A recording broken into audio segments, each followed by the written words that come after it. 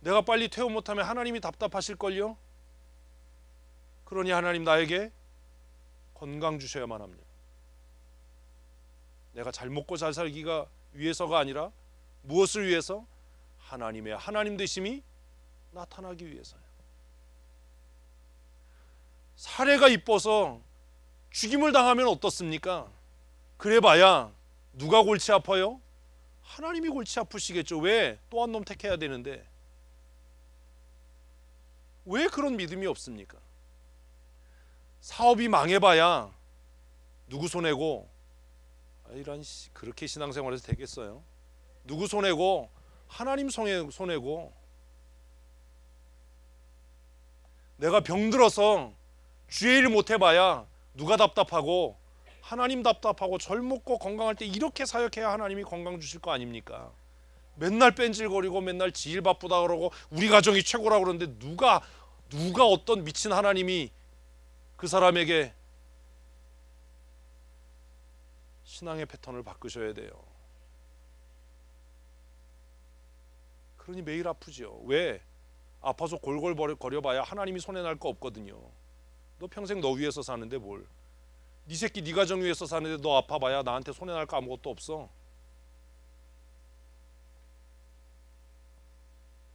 내가 아프면 누가 답답하도록?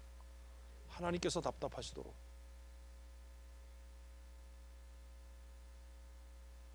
사업이 망해봐야 하나님이 답답하고, 죽으면 천국이고, 뭐 이래야 담대하지요. 그게 진짜 믿음이지요.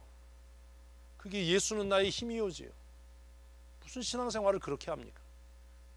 맨날 약병 들고 다니고 그냥 여기도 아프고 저기도 아프고 골골거리고 뭐 좀 모이자 그러면 아파서 못 나가요. 그러고 제가 얘기했잖아요. 한번 하십시다. 죽어도 교회 와서 죽자. 그런 마음이 없으니까 맨날 아픈 거예요. 저는 매주 쌩쌩해서 그러겠어요. 진짜 지난주에는 허리 아파서 일어나지도 못했어요. 아침에 일어나는데 한 10분 걸렸어요. 이렇게 누웠는데 옆으로 돌리지를 못했어요. 허리 아프니까 침대에서 일어나는 게 너무 힘들더라고요.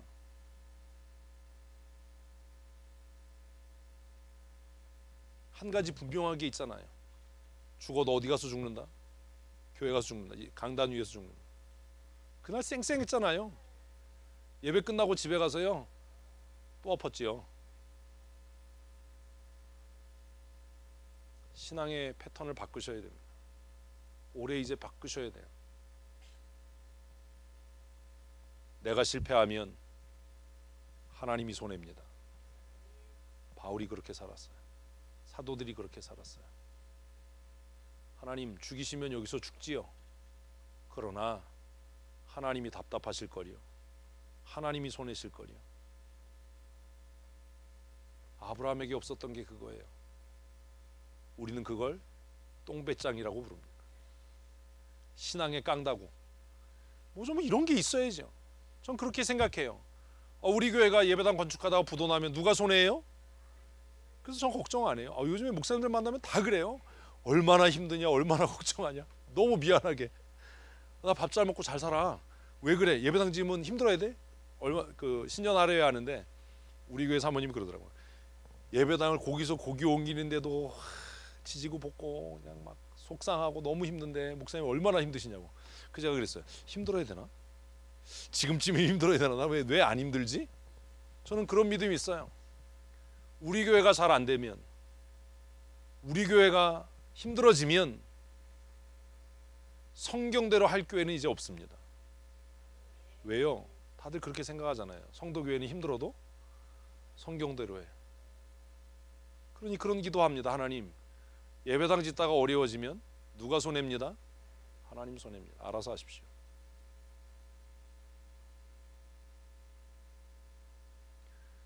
두려워해야 할 사도들은 고개 빳빳하게 쳐들고 안 쫄고 있는데, 높은 자리에 앉아서 담대해야 할 사람들은 지금 뭐 하고 있는 거예요? 두려워하고 있는 거예요. 세상 앞에 서기를 두려워하지 마십시오. 우리가 예수의 이름으로 나아가면 세상이 우리 앞에 두려워 떨 줄로 믿습니다. 간단한 거잖아요.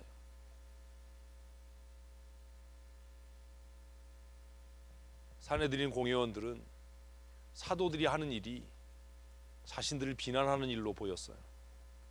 왜요? 두려웠기 때문이에요. 여러분, 누군가 하는 말이 나를 비난하고 나에 대해서 험담하는 것으로 들릴 때 그 사람 욕하지 말고 내 마음에 뭐가 있구나? 두려움이 있구나. 내 마음에 교만함이 있구나. 내 마음에 악함이 있구나라고 생각하시면 정답이에요. 너무 웃기는 그림이잖아요. 71명 앞에서 고개를 빳빳하게 들고 있는 사도들과 몇 명 안 되는 사람 꼴랑 세워놓고 높은 의자에 앉아서 버들버들 떨고 있는 사내들인 공회 회원들.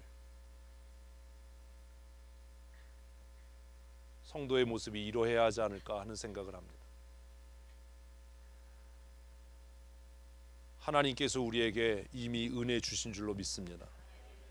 그런데 여러분, 이 은혜가 어떤 사람에게는 뭐가 되고요? 은혜가 되고요.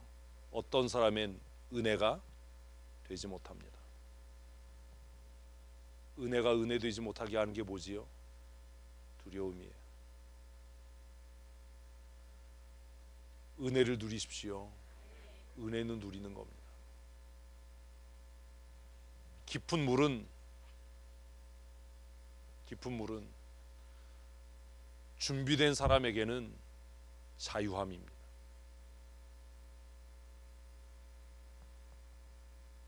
그러나 준비되지 않은 사람에게는 두려움입니다. 깊은 물은 준비된 사람에게는 탐구의 대상이지만 준비되지 않은 사람에겐 두려움의 대상입니다.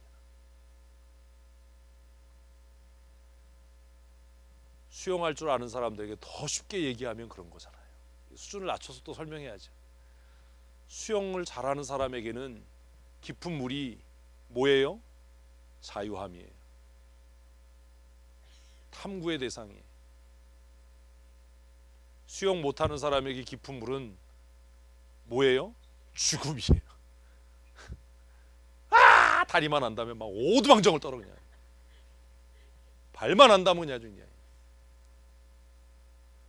안 죽어 안 빠져. 힘만 빼면 동동 떠. 왜냐하면 네 대가리는 비었기 때문이고 네 배에는 기름이 가득하기 때문이고 뭐 이렇게 얘기를 해도 막 아주 오두방정을 떨어요 그냥.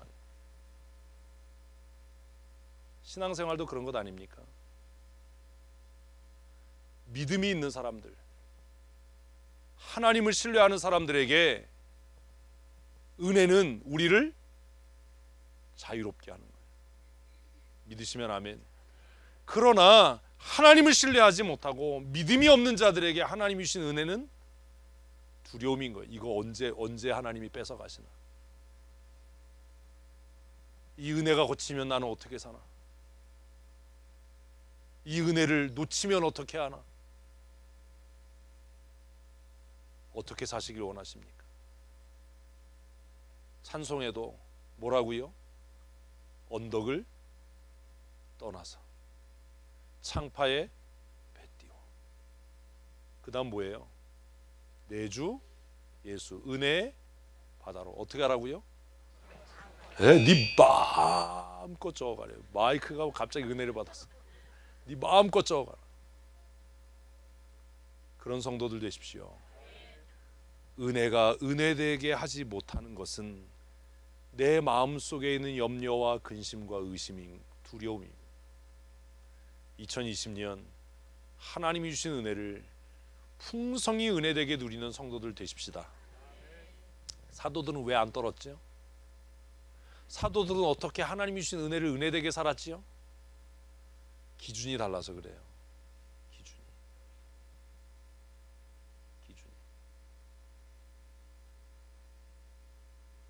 29절 읽습니다. 베드로와 사도들이 대답하여 이르되 사람보다 하나님께 순종하는 것이 마땅하니라. 뭐가 달라요? 써놨잖아요. 뭐가 달라요? 기준이 달라요. 사람들은 무엇이 기준이었어요? 사내들인 거. 아유 좀 따라옵시다 생각하면서 이 당시에 사회적인 표준, 종교적인 표준, 도덕적인 표준을 정했던 곳이 어디예요? 산헤드린 공회였어요.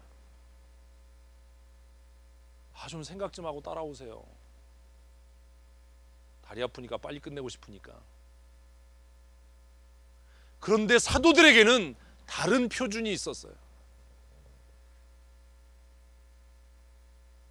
사람들은 그렇게 얘기합니다. 목사님, 제 생각에는요.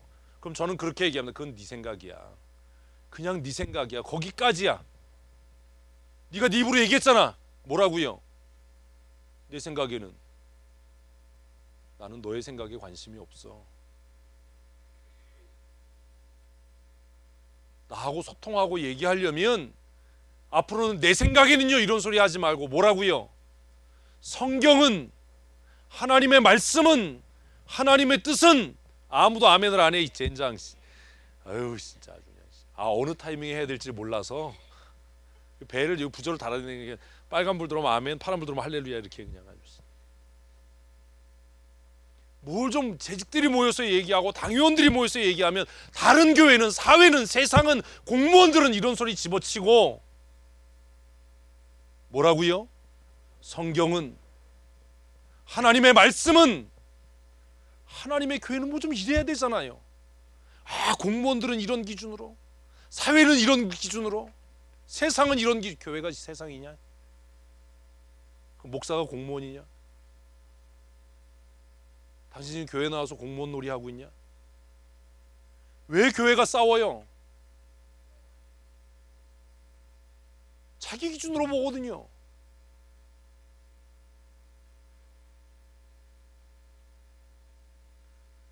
사도들이 갖고 있었던 다른 기준이 있었어요. 사도들이 쫄지 않을 수 있었던 선명한 가치와 기준이 있었어요. 그들이 흔들리지 않았던 기준이 있었어요. 여러분들은 제가 가끔 잘 이해 안 될 겁니다. 왜 그러는지.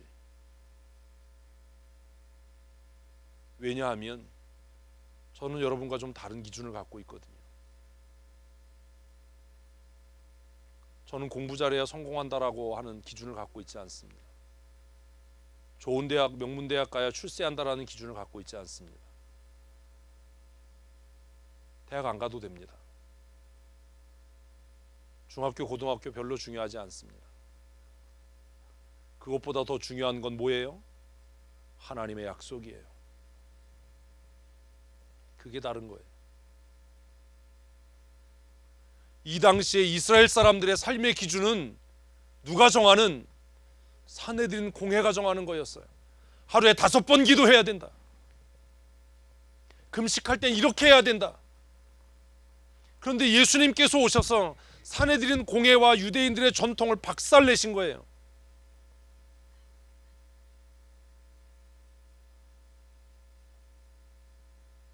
세상에 사는 사람들은 선생이 상좌에 앉고 선생이 섬김받아야 한다라고 가르친다. 그러나 나는 너희 중에 주와 스승으로 있으면서 너희들에게 이야기하는데 서로 발 씻겨줘라.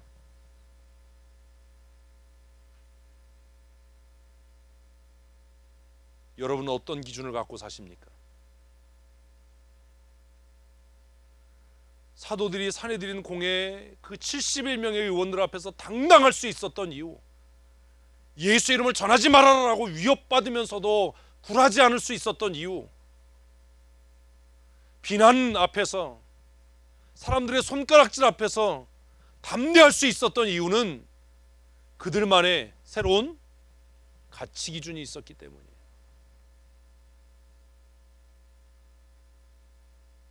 그것을 29절은 뭐라고 이야기합니까?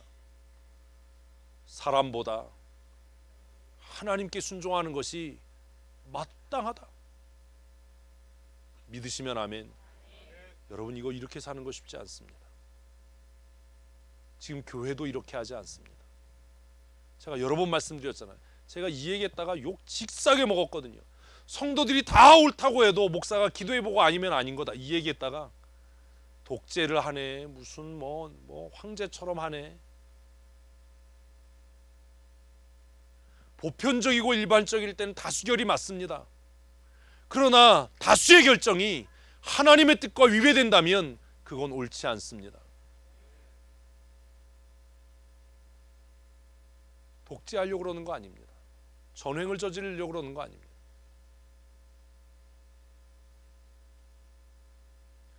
아무리 사내들인 공회에 대제사장들과 사두개인들과 바리새인들이 모여서 공회를 이루고 협의를 해서 결정했다 하더라도 그것이 하나님의 말씀과 위배된다면 하나님의 말씀을 따라야 하는 겁니다.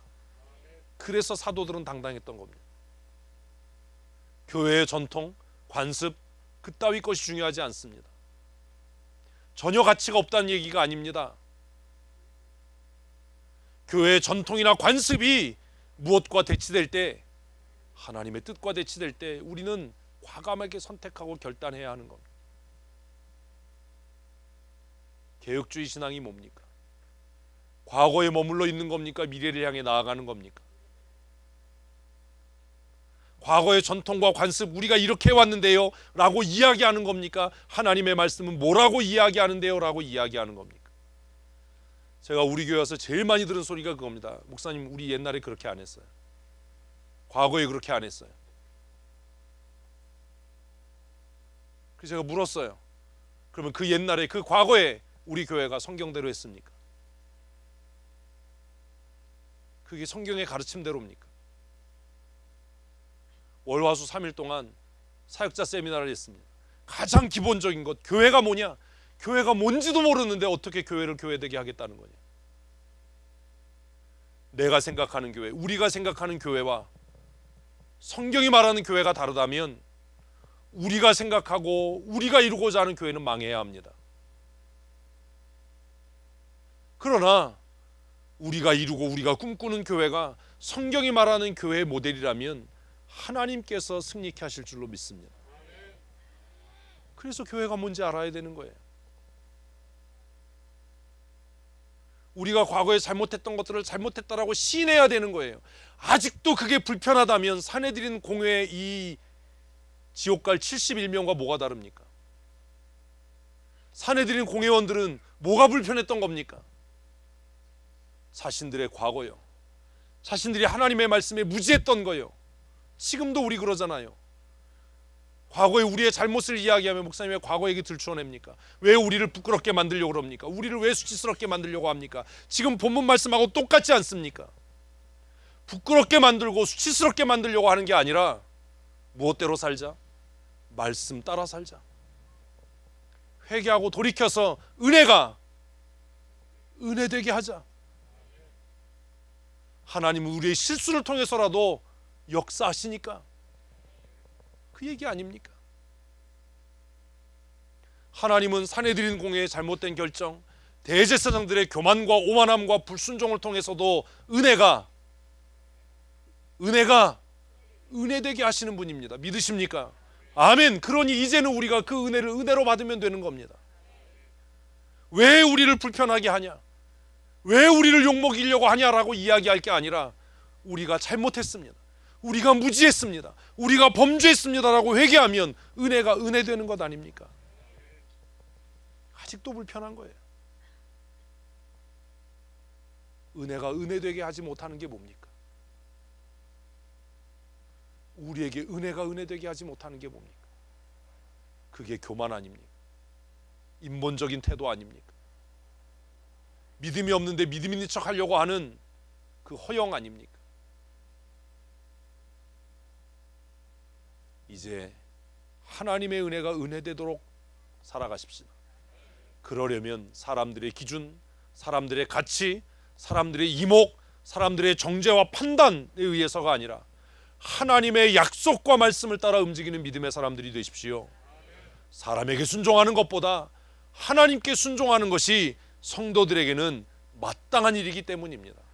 우리가 천국 소망하고 사는 사람이라면 마땅히 그렇게 살아야 하는 겁니다. 하나님의 말씀에 순종하는 믿음의 사람으로 사십시다. 사도들은요, 이 살벌한 상황 속에서 겁없는 소리를 합니다. 그게 30절 31절입니다. 같이 읽겠습니다. 너희가 나무에 달아 죽인 예수를 우리 조상의 하나님이 살리시고 이스라엘에게 회개함과 죄 사함을 주시려고 그를 오른손으로 높이사 임금과 구주로 삼으셨느니라. 아멘. 아멘. 뭐예요? 하나님이 너희의 악함을 은혜되게 하셨다. 좀 잘 따라오시라니까요. 하나님께서 우리의 악함을 뭐가 되게 하셨다? 은혜되게 하셨다. 그러니 이제 그 은혜가 은혜되려면 뭐 하는 거다? 회개해야 되는 거다. 써 있잖아요. 30절 31절에 다 한글로. 너희가 달아 죽인 예수를, 너희가 달아 죽인 예수, 너희가 무식해서 무지해서 너희의 오만함과 불순종과 너희의 교만함이 예수를 달아 죽였는데,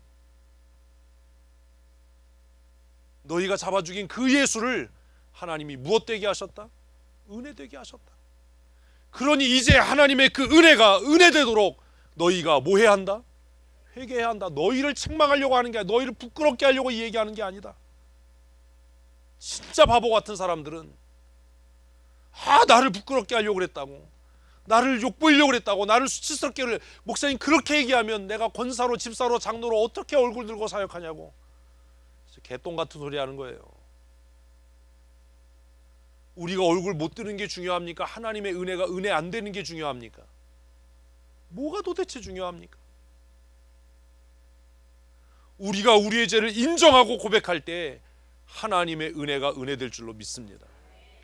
너무 멋지잖아요. 너희가 나무에 달아 죽인 예수를 주와 그리스도로 삼으셨다. 임금과 구주로 삼으셨다. 얼마나 멋진 고백이에요. 누가요? 하나님이요. 그런데 왜 우리 조상이라고 얘기했는지 아세요? 베드로가 지금 시비 거는 거거든요. 니네 조상이 아니라는 거예요. 자기들은 아까 얘기했잖아요. 왜 산헤드린 공회를 만들었어요? 조상들의 전통을 유지하는. 이거 앞에 서론을 잘 들어야 돼야. 넋 놓고 계시지 마시고, 집에서 오실 때 토끼처럼, 토끼는 간을 끓여놓고 다닌다는데 우린 다른 걸 걸어놓고 오는 것 같아요. 옷걸이에 그거 걸어놓지 마시고 챙겨서 넣고 오세요. 뭔데요 그게? 생각 아주 굉장히 중요한 거예요. 산헤드린 공회원들은 산헤드린 공회를 70인으로 구성할 때 우리가 누구의 전통? 조상들의 전통, 모세 뒤를 이어서 우리가 이 공회를 구성했다.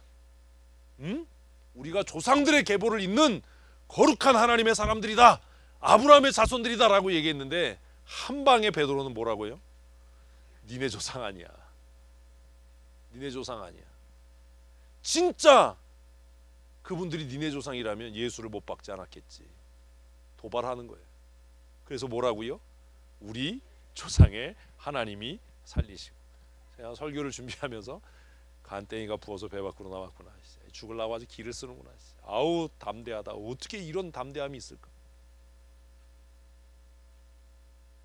우리 조상의 하나님이, 너희가 그렇게 자랑에 맞지 않는 모세의 하나님이, 너희가 그렇게 존경에 맞지 않는 아브라함의 그 하나님이 너희가 잡아 죽인 그 예수를 다시 살리시고, 그 예수 그리스도를 구주로 고백하고 회개하고 돌아오는 자들에게 뭘 주시려고? 죄사함을. 써 있잖아요. 뭘 주시려고? 죄사함을 주시려고. 아니 왜 그러세요 자꾸. 뭘 주시려고? 죄사함을 주시려고 그를 오른손으로 높이 드셔서 우리의 참된 왕 삼으시고 우리의 구주 삼으셨다. 아멘. 하나님은 너희의 악함을 은혜되게 하셨다. 우리가 우리의 죄를 고백하면 하나님께서 우리의 악함도 은혜되게 하실 줄로 믿습니다. 이게 얼마나 은혜입니까? 2020년 날마다 은혜를 누리는 성도들로 살아가십시다. 우리는 연약하고 우리는 부족해서 범죄하고 반역하고 의심하고 넘어지고 쓰러지고 교만합니다. 그러나 희망이 있는 건 그 악함을 은혜되게 하시는 하나님이 계시기 때문인 줄로 믿습니다. 내 악함을 통해서 구원을 이루어 가시는 하나님은 멋지십니다. 얼마나 나이스해요. 그러면 산헤드린 공회원들이 이 말 듣고 뭐 하면 돼요? 회개하면 돼요. 우리가 잘못했다. 근데 우리도 안 그래요. 이렇게 하면요, 와가지고 목사님 그런 소리 하지 마세요. 그럼 우리가 권위가 없어서 어떻게 해요? 이런 소리나 해요. 아휴, 그러니 뭐가 되겠어요? 우리의 죄가 드러날 때 여러분의 죄를 보지 마시고 뭘 보라고요? 그 죄를 못되게 하시는, 은혜되게 하시는 하나님을 보십시오. 그래서 찬송은 뭐라고요? 눈을 들어 주를 보라. 뭘 봐요? 눈을 들어 주를 보라고요. 맨날 자기 바라보면서 낙심하지 말고, 나는 안 돼요, 나는 안 돼요, 그러지 말고 내 죄를, 내 연약함을, 내 불순종을, 내 교만함을 못되게 하시는, 은혜되게 하시는 주님을 바라보고 승리하는 성도들 되십시다. 눈을 들어 주를 보십시오. 주님의 영광을 보십시오. 찬송 가사가 멋있잖아요. 또 가사를 모르니까 처음부터 해봐야 돼. 눈을 들어 주를 보라. 뭘 봐요? 그 다음 가사를 알아야 하는데, 내 모든 염려 주께 맡겨. 슬플 때에 주 예수 얼굴 보라. 그러면 어떻게 한다고요? 사랑의 주님, 아이씨 안 할래, 안식 주리라. 나를 보면 낙심해요. 우리를 보면 낙심해요. 저를 쳐다보면 여러분 반드시 낙심할 거예요. 저를 보지 마시고, 우리를 보지 마시고, 우리의 연약함을 보지 마시고, 눈을 들어 예수를 예수되게, 은혜를 은혜되게 하시는 아버지를 바라보는 성도들 되십시다. 얼마나 멋있어요. 지금 죽이려고 잡아놨는데 얼마나 당당해요. 여기서 끝났으면 별론데, 난 베드로 형님을 존경한다니까. 이래서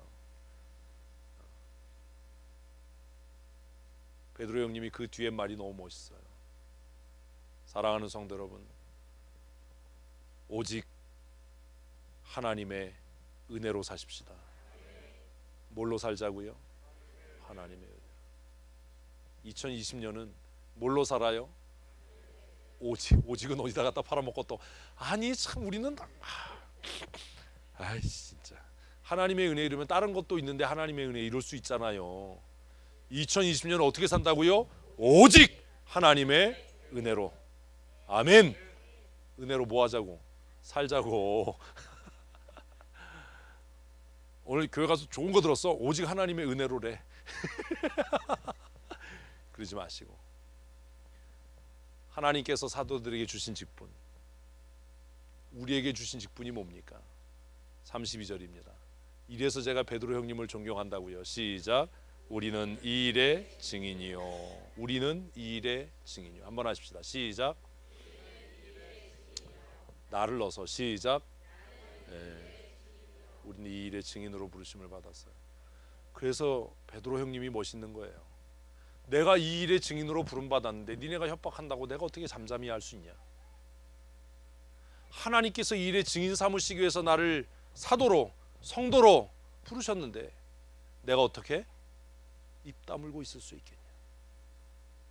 너희 말 듣는 것과 하나님 말씀 듣는 것 어떤 게 옳은지 생각해 보면 증인으로 사는 것이 마땅하다는 것을 알 수 있지 않냐? 근데 그 뒤가 더 멋있어요. 같이 읽습니다. 하나님이 자기에게 순종하는 사람들에게 주신 성령도 그러하니라 하더라. 멋있잖아요. 사도행전 지금 몇 장이죠? 5장이잖아요. 5장 오면 성령에 대한 패러다임이 바뀌어요. 사도행전 2장에서의 성령 강림은 어떤 사람에게요? 사모하는 사람에게. 10일 동안 금식하고 전혀 기도하기에 힘썼던 사람들에게 임했어요. 우리는 사실 이런 걸 봐도 별 느낌이 없이 그냥 지나가 버려요. 그래서 사도행전 2장의 오순절 마가 요한의 다락방의 성령 강림 사건은 어떤 자들? 사모하는 자들에게, 하나님 앞에 매어 달려 전심으로 부르짖는 자들에게 하나님이 은혜로 주신 선물, 그게 성령의 은사예요. 그런데 사도행전 5장에 오니까 그 성령 충만한 베드로 사도가 뭐라고 이야기하냐면 하나님께서 누구에게 성령을 주시는지 알아? 에? 누구에게요? 하나님께 순종하는 자가 누군데요? 증인으로 사는 자예요. 증인으로 사는 자. 그 제가 얘기했잖아요. 나는 성령 충만해서요. 뭐 환상을 봐. 나는 성령 충만해서 방언을 해요. 나는 성령 충만해서. 다 거짓말이다. 사도행전 5장만 와도 성령 충만함의 결과가 뭐다? 증인으로 사는 거예요. 무슨 헛소리냐. 사도행전 읽고 와서 얘기해요. 베드로는 사내들인 공회원들 앞에서 하나님께서 하나님의 말씀에 순종해서 복음의 증인으로 사는 자들에게 무엇을 주셨다? 성령을 주셨고 그 성령도 예수 그리스도의 하나님 되심의 구주 되심의 메시아 되심의 증인이시다. 아멘. 이렇게 바뀌어가고 있어요. 사랑하는 성도 여러분, 성도로 산다는 게 뭐죠? 주일날만 예배 나오는 게 아닙니다. 성도로 산다는 것. 성도의 직분이 뭐지요? 밥하고 계속 합시다. 그냥 부치게 붙이고 팝콘 튀기고 이게 아니고, 우리가 힘써 감당해야 될 건 와플 만드는 게 아니에요. 설거지하고 밥하고 식사당번하고 이런 게 아니라 하나예요. 무엇으로 사는 것? 증인으로 사는 겁니다. 올해 우리 주위의 모든 사람들이 누구는 있어도 또 잊어먹. 아유 진짜 뭐는 있어도 안 믿는 사람은 있어도 뭐는 없도록, 못 들은 사람은 없도록 열심히 증거하는 삶 사십시다. 날마다 하나님께서 믿는 자의 수를 더하실 줄로 믿습니다. 우리 시간 기도하십시다. 다 일어나서 하나님 그리스도의 증인으로 살게 하여 주시옵소서. 우리 주위의 모든 사람들이 나로 인해 예수 그리스도의 복된 복음의 소식을 듣게 하여 주시옵소서. 우리 함께 기도하겠습니다. 하나님 아버지, 성도로 살아간다는 것, 교회 몸된 교회 재직으로 살아간다는 것, 하나님의 나라를 꿈꾸고 살아간다는 것이 복음의 증인으로 살아가는 것임을 오늘 말씀을 통해 다시 생각하게 하시고 깨닫게 하심을 감사합니다. 사도들이 그랬던 것처럼 사람들의 말에 좌우되며 흔들리는 삶이 아니라 하나님의 약속의 말씀 붙잡고 견고하여 흔들리지 않는 믿음의 사람으로 살아가게 하여 주시옵소서. 내 주변의 모든 사람들이 안 믿는 사람은 있어도 나로 인하여 예수의 놀라운 복음의 복된 소식을 못 듣는 사람은 없도록 날마다 증인된 삶 살아가게 하시고 힘써 주의 복음 전함으로 하나님의 나라가 우리 가운데 이루어져 갈 수 있도록 주께서 은혜 내리워 주시옵소서. 우리 각 사람을 권능의 장중에 붙잡아 주시고 말씀의 능력의 장중에 붙들어 주시고 날마다 하나님을 영화롭게 하는 거룩한 하나님의 사람으로 쓰여지며 열매 맺는 삶 살게 하여 주시옵소서. 주의 교회가 부흥케 되게 하시고 날마다 믿는 자의 수가 더하여져 가는 귀한 은혜 누리게 하여 주시옵소서. 우리의 생명의 주권자 되시고 우리의 영원한 생명 되신 우리 구주 예수님 거룩하신 이름으로 감사하며 기도합니다. 아멘.